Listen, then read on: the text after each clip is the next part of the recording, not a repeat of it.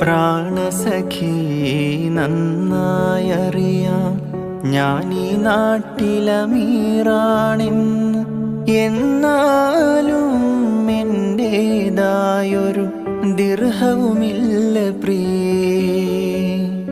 ഉമർ ബനുൽ അബ്ദുൽ അസീസും സഹധർമ്മിണിയാം ഫാത്വിമ തമ്മിൽ ഉണ്ടായ സംഭാഷണമാ ഒന്നിത് കേട്ടിടുവീൻ. അമവിയാം രാജകുമാരൻ സുഖലോലുബനാം ഇബ്നുൽ അസീസ് അധികാരം കൈവന്നപ്പോൾ ഫക്കീറായി മാറി.